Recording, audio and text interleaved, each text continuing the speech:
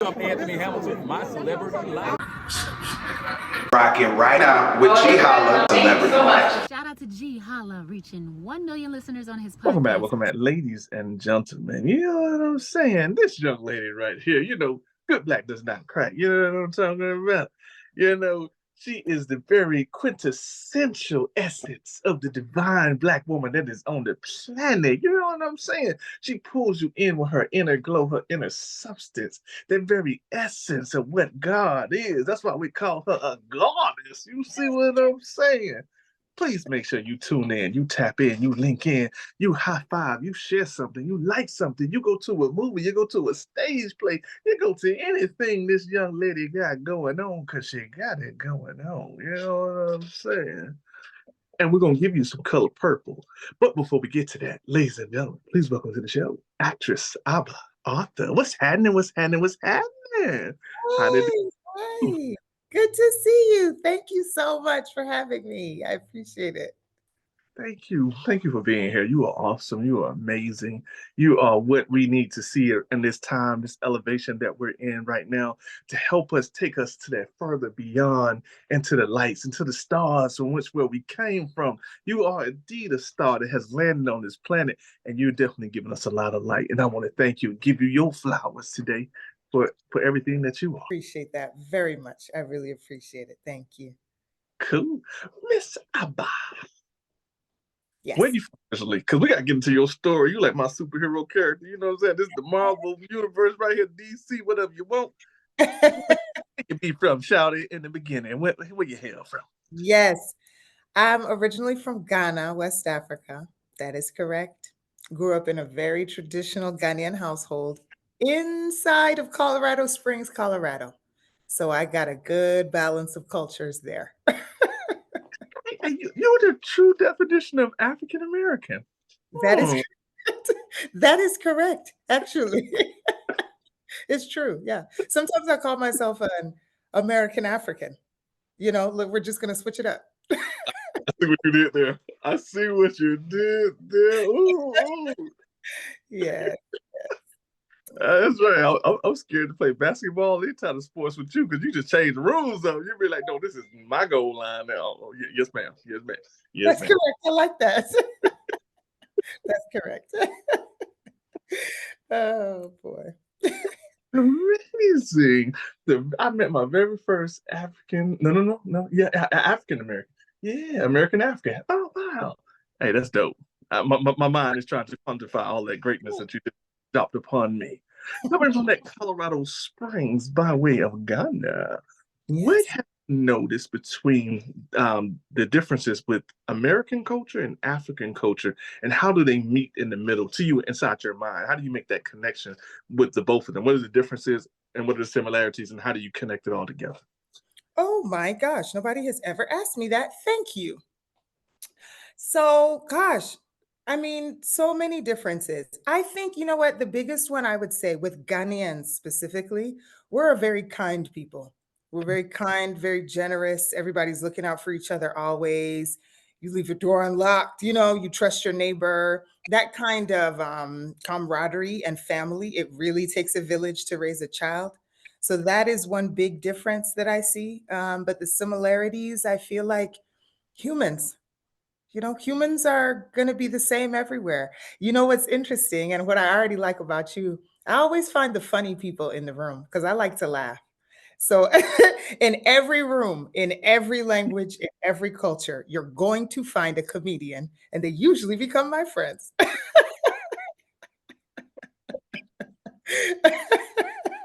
The silly people I attract. I like that. Yeah. Well, thank you. I usually get in trouble because I'm with the class clowns. I can't help it. It's just something about, and I know you probably can attest to this. It's something about being around someone because humor is its own language and its own form of intelligence. Would you agree to that? Absolutely. Absolutely. I didn't know the term comedic genius. I know the term comedic genius, but I did not actually see it in action until I met and worked with Vince Vaughn.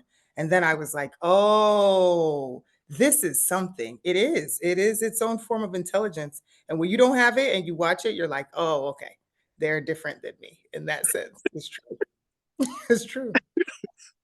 Breaks up the monotony of, the typical standard communication where you bring in someone who they're bringing their vision to you in a way that you find it that chuckles or tickles the inside of you. And it makes you think too at the same time. It's like, you know what? How did you draw those similarities? But it makes sense though at the same time. So I understand about comedic genius, that's dope. Yes, absolutely. Absolutely. I admire it very much, and I'm always working on it. We'll see if I can pick it up one day. That's okay. You could be free here. You're home. If you feel like you wanna share a joke, I feel like this. I love all forms of humor. I don't care if it's dry, if it's sarcastic, if it's goofy, if it's silly, if it's straightforward, comedy, if it's stand up, if it's what we call jiving, joking, joning, roasting. It's all the same thing, just different names they put on it each generation. I enjoy all of that. I think all of it's dope. As do I. I like to laugh. I enjoy laughter. Yeah, keeps your skin tight. It keeps you young. However it comes out, I'm there. I like it. It's collagen. Now, as you're growing up, and I'm glad that you spoke about comedy, and you didn't mention Vince Vaughn. We'll get to that later part of your story too as well. Who are some of your other iconic, favorite, funny people with voices? Because it's always the voice. You look at Dave Chappelle, you look at Richard Pryor, you look at Eddie Murphy. They all just try to do that, like that high pitch octane. Tell me about the people you find funny, along with their voices that makes them funny to you. Oh my gosh. Okay, so can I tell you that Whoopi Goldberg changed my life, actually? It's part of the reason why, even with the color purple, it's all full circle. Because her brand of comedy was something I had not seen before. The way she delivers things, the way that she stands even and carries herself, the way that she moves on stage. I was like, she is a show by herself, just standing there and talking. So she was, I think, one of the first shifts. And then I was introduced to the Tina Fey, Amy Poehler combo. And they also changed me because that brand of comedy that I really, really connect to, you have what is that show that she did? Parks and Rec, and you have Mean Girls, and you have, those kind of jokes that I feel like they go across cultural lines.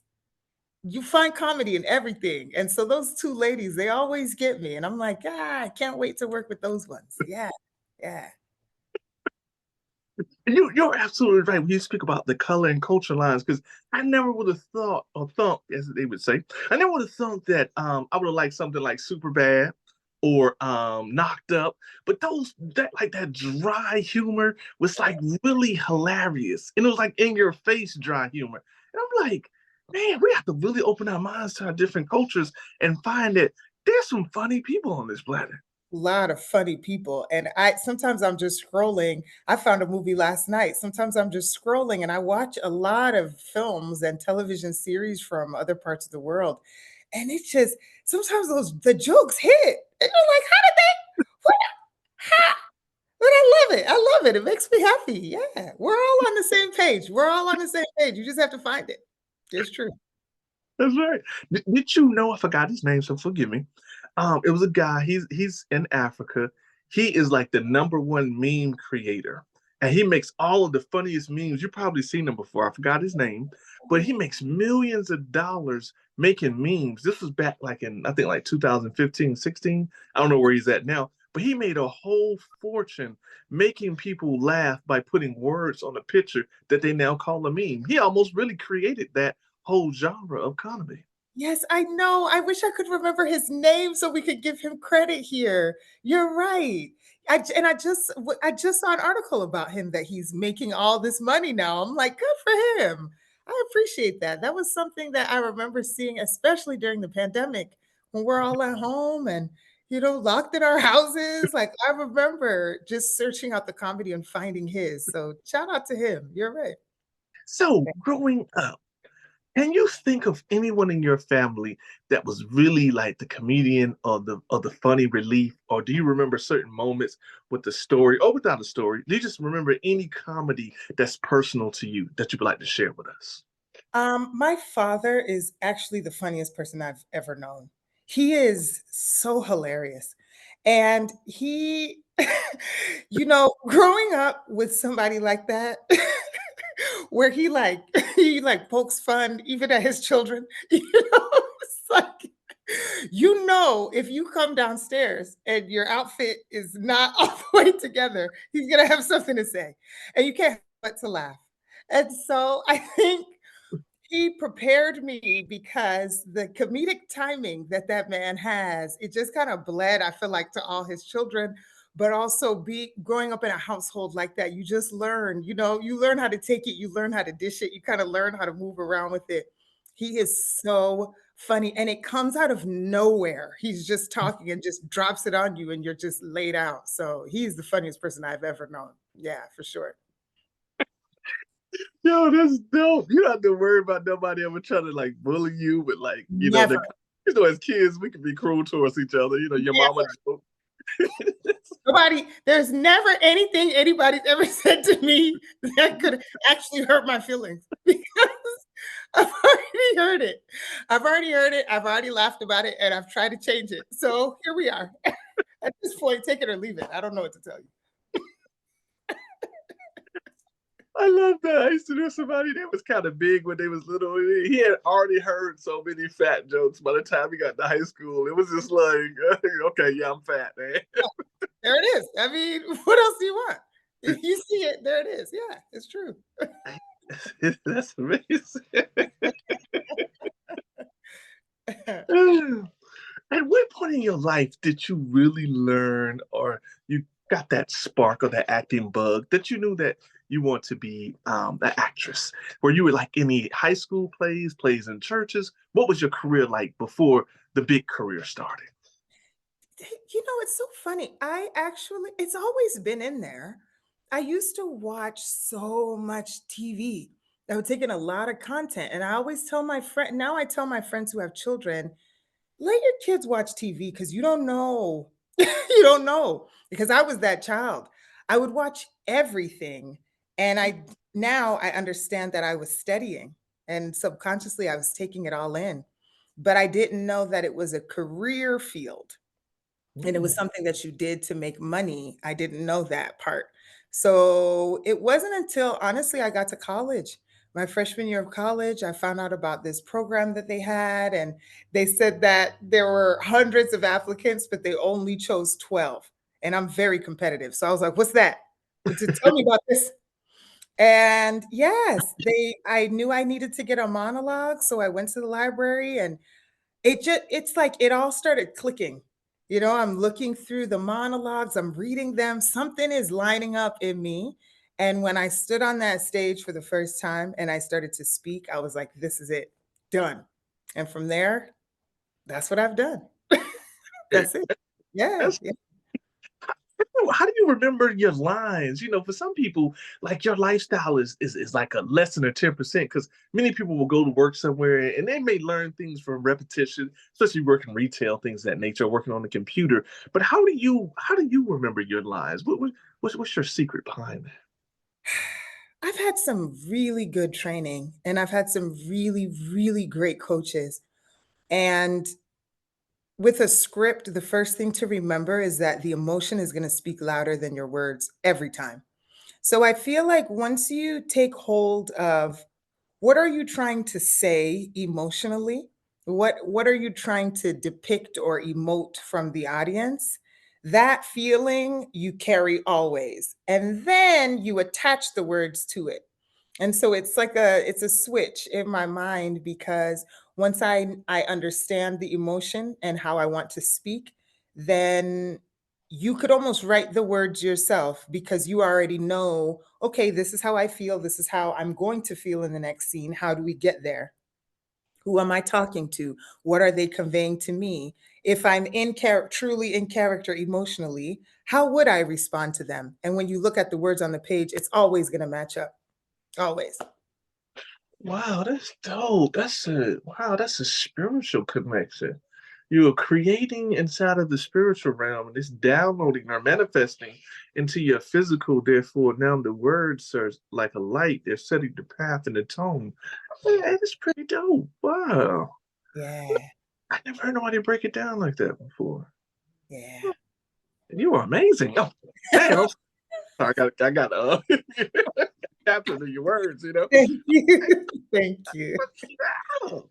Okay, let's talk a little bit about your work. You know, what was the very first thing that you was into? Do you remember your very first production?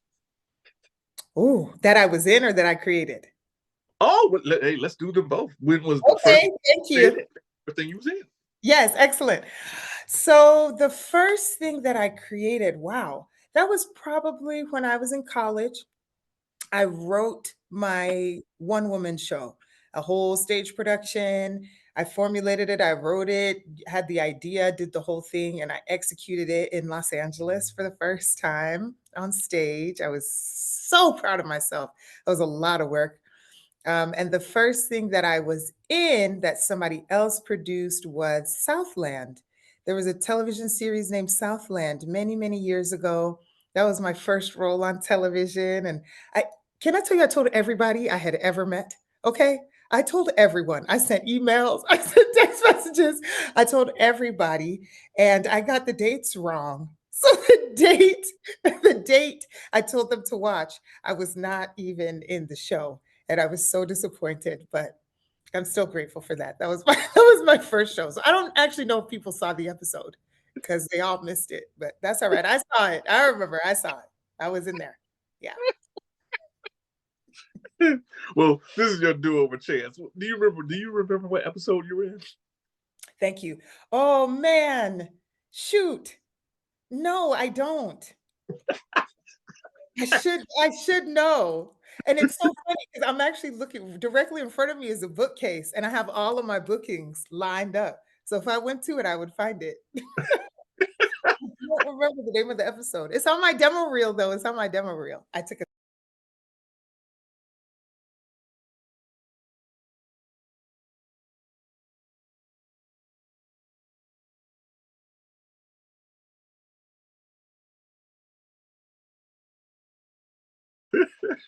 And where do we find your demo reel at? You can find it on imdb.com. You can also find it on my website, which is abaarthur.com. You'll see it there. Some of the notable stuff, which is all of it's dope. But let's talk about Wakanda Forever. Stunts upon stunts in Wakanda. Wow.